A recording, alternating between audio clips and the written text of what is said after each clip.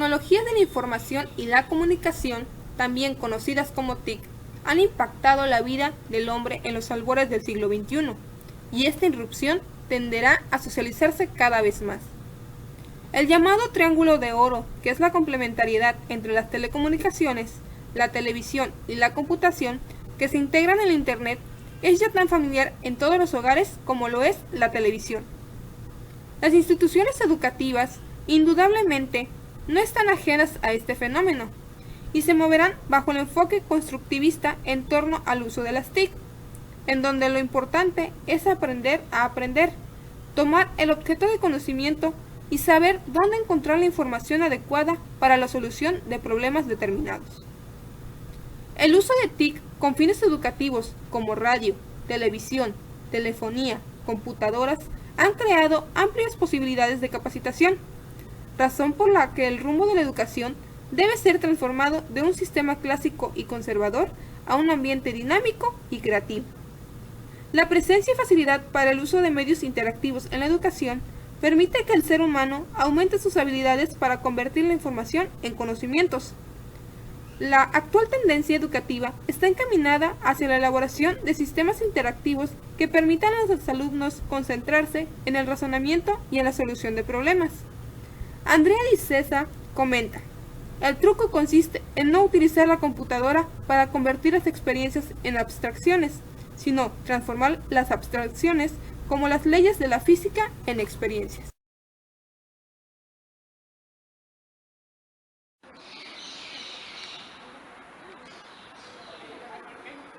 La comunicación y la información.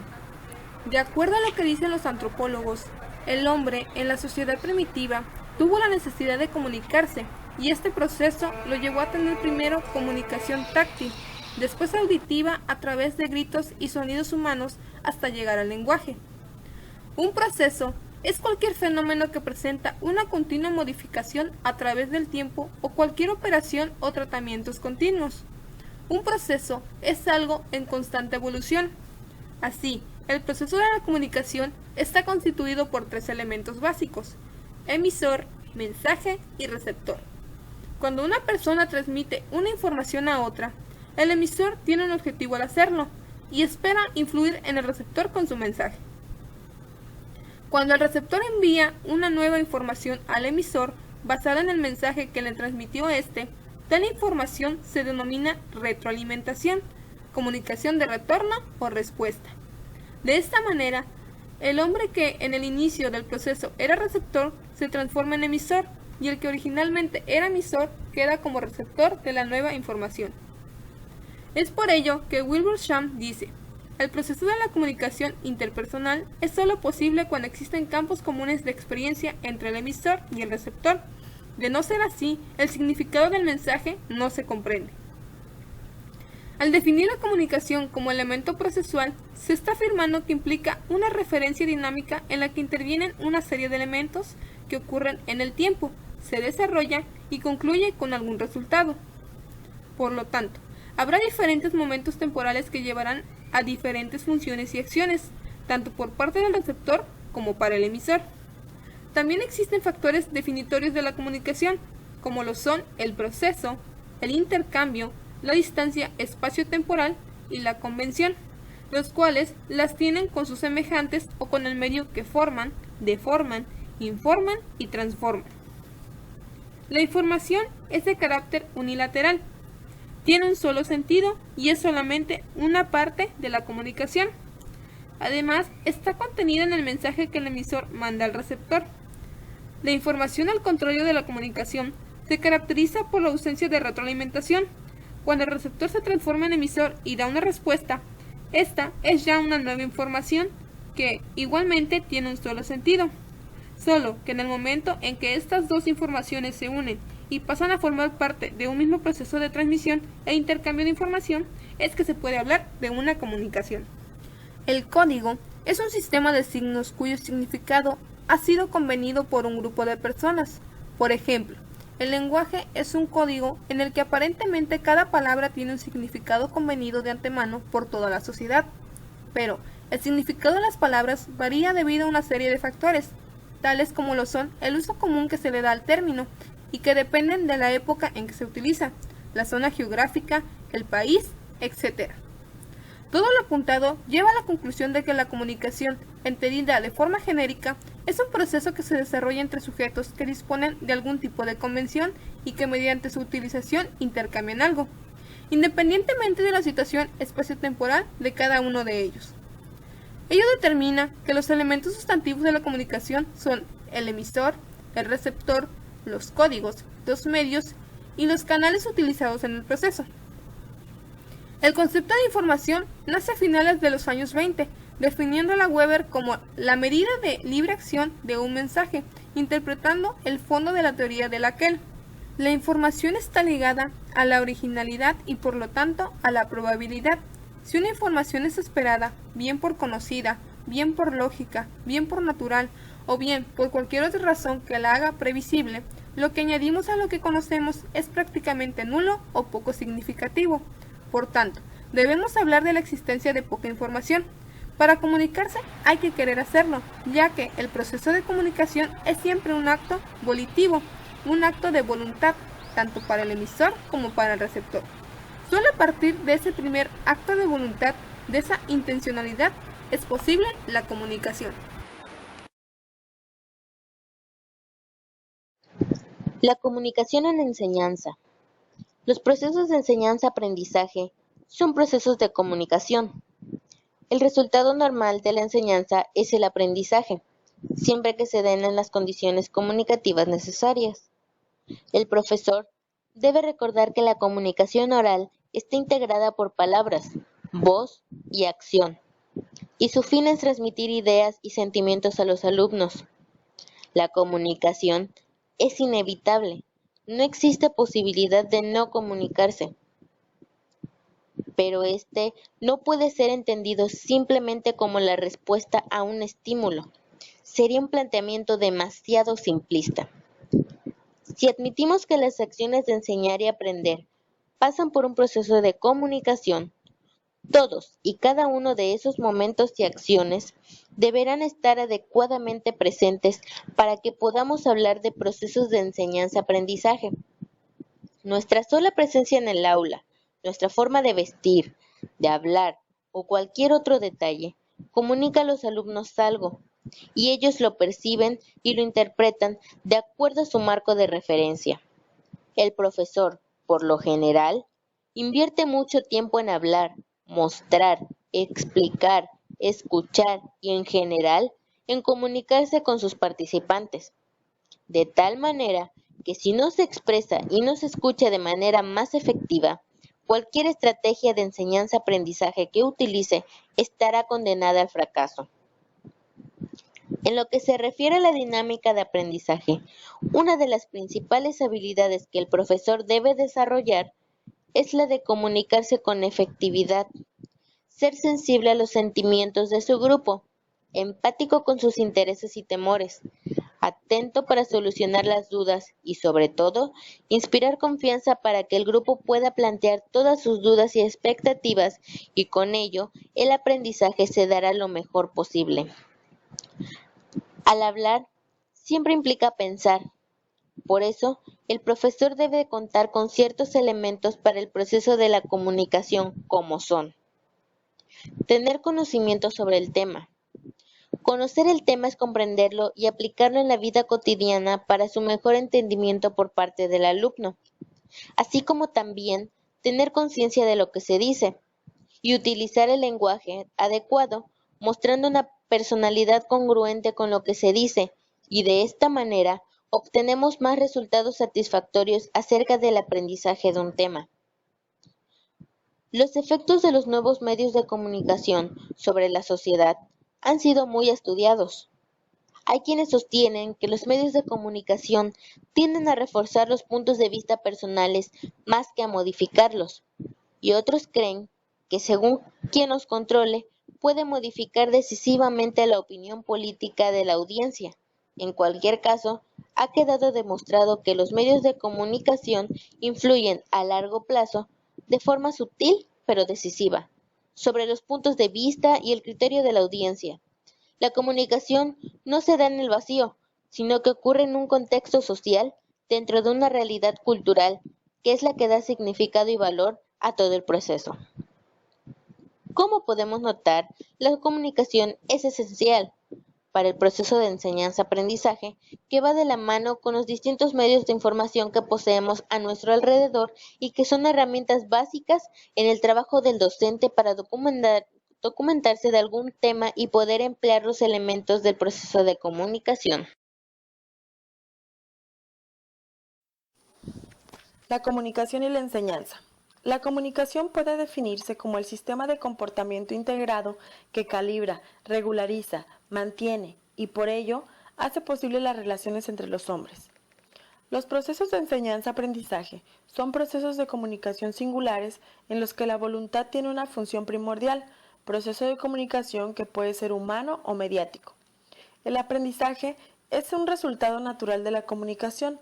El hecho de que esta acción comunicativa sea intencional no puede anular el principio anterior. Es preciso que exista una actitud previa de predisposición tanto para la enseñanza como para el aprendizaje. Si admitimos que las acciones de enseñar y aprender pasan por un proceso de comunicación, todos y cada uno de esos momentos y acciones deberán estar adecuadamente presentes para que podamos hablar de procesos de enseñanza-aprendizaje. A lo largo de la historia, los medios de comunicación han ido avanzando en paralelo con la creciente capacidad de los pueblos para configurar su mundo físico con su creciente grado de interdependencia. La revolución de las telecomunicaciones y de la transmisión de datos ha empujado al mundo hacia el concepto de aldea global. Los efectos de estos medios de comunicación sobre la sociedad han sido muy estudiados. Hay quienes sostienen que los medios de comunicación tienden a reforzar los puntos de vista personales más que a modificarlos, y otros creen que, según quien los controle, pueden modificar decisivamente la opinión política de la audiencia. En cualquier caso, ha quedado demostrado que los medios de comunicación influyen a largo plazo, de forma sutil pero decisiva sobre los puntos de vista y el criterio de la audiencia. Las tecnologías en la educación. Si hasta hace relativamente poco tiempo la influencia de las tecnologías audiovisuales e informática no han sido influyentes en las organizaciones educativas, las tecnologías de la información y la comunicación pueden suponer un verdadero reto para las mismas. Durante los años 40 y 50 se produjeron la introducción del cine y la radio, y en los 60 y 70 el auge, la decadencia y el nuevo auge de la televisión educativa. Los 80 constituyeron la década de los ordenadores personales en las escuelas. Los 90 parecen resueltos a ser una época de experimentación de las telecomunicaciones en la educación. Hasta ahora, sin embargo, ninguna de dichas iniciativas tecnológicas ha planteado una amenaza seria a la tecnología dominante en la educación, el aula. Posiblemente una de las repercusiones fundamentales de las tecnologías de la información y la comunicación cuando se aplica al campo de la formación y el aprendizaje radica en la posibilidad que ofrecen para romper las variables clásicas en las que se apoya el modelo de enseñanza tradicional, es decir, la coincidencia de las dimensiones espaciotemporales entre la persona que aprende y la que enseña. El análisis sobre las computadoras y la escuela, tema reservado inicialmente a los especialistas en educación e informática, se ha convertido en un debate público sobre la informática en la escuela y sus consecuencias sociales. Variado resulta en la actualidad el abanico de las diversas realidades en que se desenvuelven los establecimientos educacionales, desde los que se realizan denodados esfuerzos por mantener sus puertas abiertas, brindando un irreemplazable servicio, hasta aquellos otros que han logrado evolucionar a tono con los modernos avances tecnológicos, sin olvidar una significativa mayoría de los que diariamente llevan a cabo una silenciosa e invalorable tarea en el seno de la comunidad de la que se nutren y a la que sirven. Esas realidades comprenden también en muchos casos la escasez de docentes debidamente capacitados, las dificultades relacionadas con la estabilidad del personal disponible, la persistencia de diversos problemas de infraestructura, la descontinuidad en los proyectos emprendidos y la estrechez económica siempre vigentes. La informática incide a través de múltiples facetas en el proceso de formación de las personas y del desenvolvimiento de la sociedad, lo que puede ser observado desde diversos ángulos, entre los que cabe destacar, número 1, la informática como tema propio de enseñanza en todos los niveles del sistema educativo, debido a su importancia en la cultura actual, se denomina también educación informática. Número 2. La informática como herramienta para resolver problemas en la enseñanza práctica de muchas materias. Es un nuevo medio para el aprendizaje que opera como factor que modifica en mayor o menor grado el contenido de cualquier currículo educativo. A esta se le conoce como informática educativa. Y número 3. La informática como medio de apoyo administrativo en el ámbito educativo. Se le denomina informática de gestión. La función principal de la escuela es la de educar a las nuevas generaciones mediante la transmisión del bagaje cultural de la sociedad, posibilitando la inserción social y laboral de los educandos, un medio facilitador de los nuevos aprendizajes y descubrimientos, permitiendo la recreación de los conocimientos. Como espejo que refleja la sociedad, las escuelas no crean el futuro, pero pueden proyectar la cultura y preparar a los alumnos para que participen más eficazmente en un esfuerzo continuado por lograr mejores maneras de vida. Cada sujeto aprende de una manera particular, única, y esto es así porque el aprendizaje interviene en los 4 niveles constitutivos de la persona: organismo, cuerpo, inteligencia y deseo. Se afirma que la computadora facilita el proceso de aprendizaje en estos aspectos. Desde lo cognitivo, su importancia radica fundamentalmente en que es un recurso didáctico más, al igual que los restantes de los que dispone el docente en el aula, que permite plantear tareas teniendo en cuenta las particularidades de los alumnos sin comprometer el ritmo general de la clase. Existe una gran variedad de software educativos que permiten un amplio trabajo de las operaciones lógico-matemáticas y también de las operaciones infralógicas. La computadora favorece la flexibilidad del pensamiento de los alumnos porque estimula la búsqueda de distintas soluciones para un mismo problema, permitiendo un mayor despliegue de sus recursos cognitivos, implica un mayor grado de abstracción de las acciones, una toma de conciencia y anticipación de lo que muchas veces hacemos automáticamente, estimulando el pasaje de conductas sensoriomotoras a conductas operatorias, generalizando la reversibilidad a todos los planos del pensamiento. Los software, cuando se utilizan en el medio educativo, realizan funciones básicas propias de los medios didácticos en general y además, en algunos casos, según la forma de uso que determine el profesor, pueden proporcionar funciones más específicas. Es preciso aclarar que, tal como ocurre con otros productos de la actual tecnología educativa, no se puede afirmar que el software educativo por sí mismo sea bueno o malo. Todo dependerá del uso que de él se haga, de la manera como se utilice en cada situación concreta. En última instancia, su funcionalidad y las ventajas e inconvenientes que pueden acompañar a su uso será el resultado de las características del material, de su adecuación al contexto, de la manera en que se aplique. Desde los planos afectivo y social, el manejo de la computadora permite el trabajo en equipo, apareciendo así la cooperación entre sus miembros y la posibilidad de intercambiar puntos de vista, lo cual favorece también sus procesos de aprendizaje. Manejar una computadora permite a los alumnos mejorar su autoestima, sintiéndose capaces de lograr cosas, realizar proyectos, crecer, entre otros. Aparece también la importancia constructiva del error que permite revisar las propias equivocaciones para poder aprender de ellas. Así el alumno es un sujeto activo y participante de su propio aprendizaje que puede desarrollar usos y aplicaciones de la técnica a través de la inserción de las tecnologías. El método de razonar informático es concretamente el método de diseño descendente de algoritmos que es positivamente enriquecedor, como método sistemático y riguroso de resolución de problemas y de razonamiento.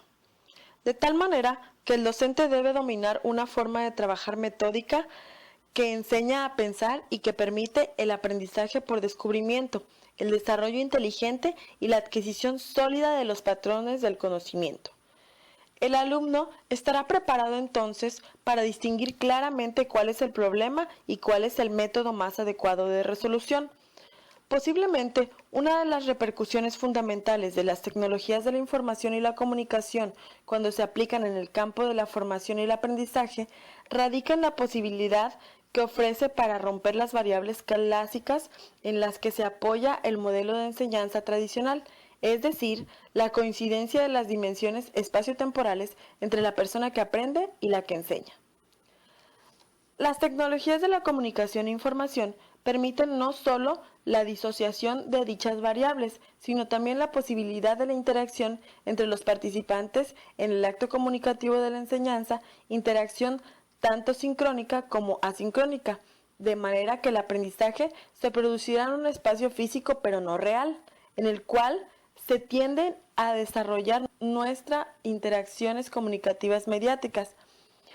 Ello implicará que podamos interaccionar con otras personas ubicadas dentro de la red global de comunicaciones interdependientes del lugar donde se ubiquen, facilitándose de esta forma el acercamiento entre los sujetos.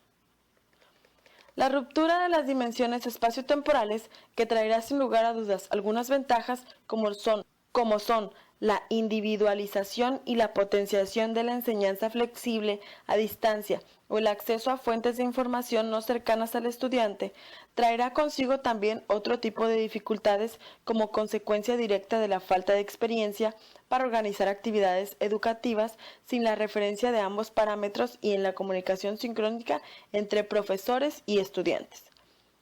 El favorecer la enseñanza individualizada tendrá una serie de repercusiones positivas para la enseñanza. Por una parte, porque el profesor podrá adaptar con más facilidad los procesos de instrucción a las características individuales de los estudiantes, permitiéndoles el acceso a determinadas bases de datos, presentándoles ejercicios de forma redundante, adaptando la instrucción a sus ritmos y estilos de aprendizaje, o adaptando los códigos por los cuales les es presentada la información a las preferencias del usuario, y por otra, en el sentido de que la educación tenderá progresivamente a responder a las necesidades concretas de los individuos en lo que se está llamando educación bajo demanda, es decir, respuestas educativas directas ante las solicitudes de formación realizadas por los estudiantes. Esto lleva la potenciación de una enseñanza basada en el alumno y no en el profesor.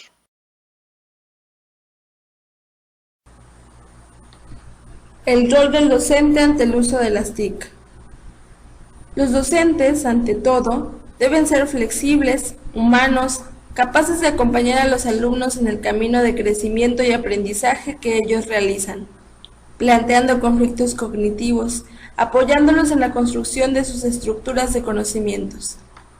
También se requiere colaborar con ellos para que integren el error como parte del proceso de aprendizaje que están llevando a cabo, impulsándolos a reflexionar sobre la lógica de sus equivocaciones. Los educadores de hoy nos encontramos ante un volumen creciente de materiales curriculares y elementos auxiliares de enseñanza, de esta gran multiplicación de libros, objetos concretos, mapas, películas, libros de texto, computadoras, software educativo, CD-ROMs, programas de televisión, medios audiovisuales y tantas otras cosas, entre las cuales debemos, de alguna manera, seleccionar aquellos que han de ser empleados para el desarrollo del proceso de enseñanza-aprendizaje.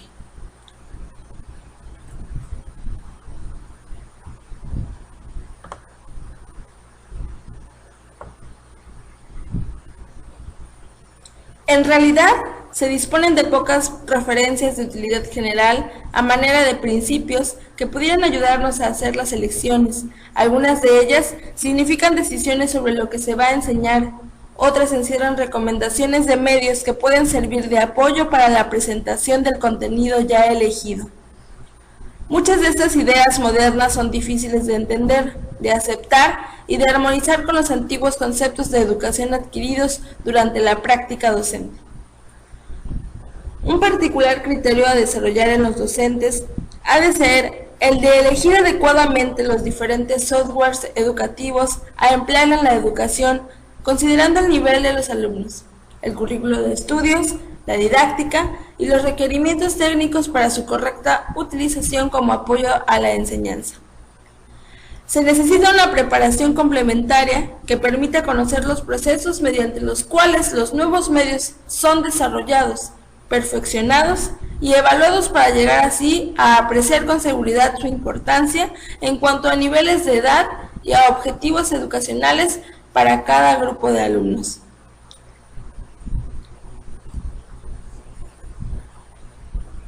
La mera incorporación de las TIC a las diversas actividades que se desarrollan habitualmente en los establecimientos educacionales no logra satisfacer las expectativas creadas, si no se tiene en cuenta la indispensable necesidad de capacitar simultáneamente los recursos humanos disponibles a través de un permanente plan de formación y capacitación que incluya el desarrollo de cursos, la realización de seminarios, encuentros y talleres, que no solo consideren los aspectos informáticos, sino también los pedagógicos.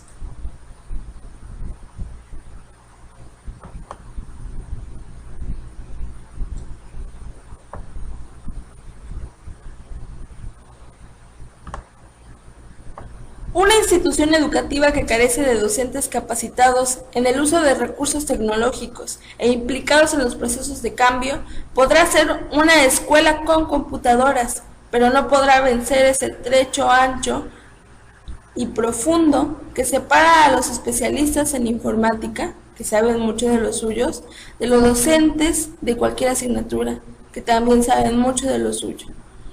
Lo verdaderamente importante es lograr que exista un lenguaje común que permita el empleo de las TICs en las clases, organizarlas, comunicarse con los demás colegas y sobre todo interesar a los alumnos en una actividad que ellos mismos podrán crear, que les va a ayudar a estudiar. El primer paso en la formación de docentes será prepararlos para que sean paladines de enseñar y el pensar. Los cambios significativos que se espera lograr con la utilización de las TIC dependen totalmente de los cambios en el currículo y de las transformaciones producidas en la mentalidad del profesorado. Es decir, las tecnologías colaboran en la solución de los problemas de enseñanza y aprendizaje, solo si se ha logrado una capacitación o formación de los profesores en este sentido. De no ser así, se convierten en un problema más.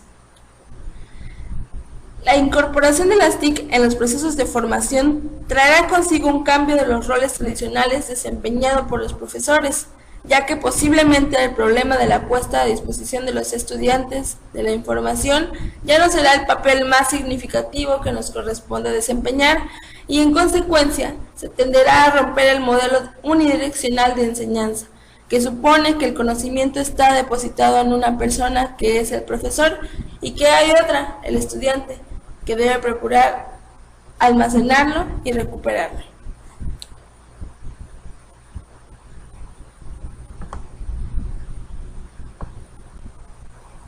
En contraposición a la ruptura del rol del profesor como transmisor de información, se precisa potenciar otros como el del evaluador, organizador de situaciones mediadas de aprendizaje, diseñador de medios y materiales adaptados a las características de sus estudiantes y potencialidades de la tecnología que emplea. Todo ello exige nuevas respuestas organizativas, entre otros motivos, porque el profesor estará menos tiempo frente a los grupos de estudiantes y más en la realización de otras tareas.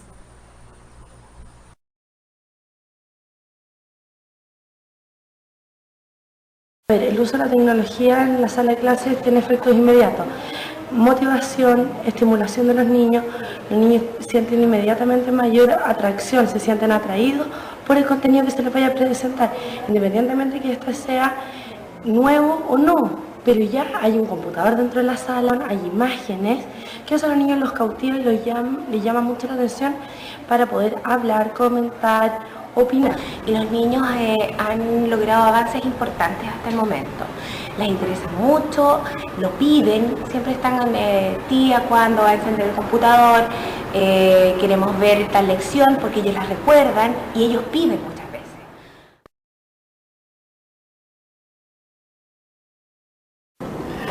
Yo creo que una de las características que tiene la tecnología dentro de la sala de clase, cuando la pensamos como un nuevo tipo de pizarrón que está disponible, un pizarrón que de alguna manera es cercano a cómo funciona un profesor, es que podemos representar conceptos, podemos representar información de maneras que los medios tradicionales no lo permiten.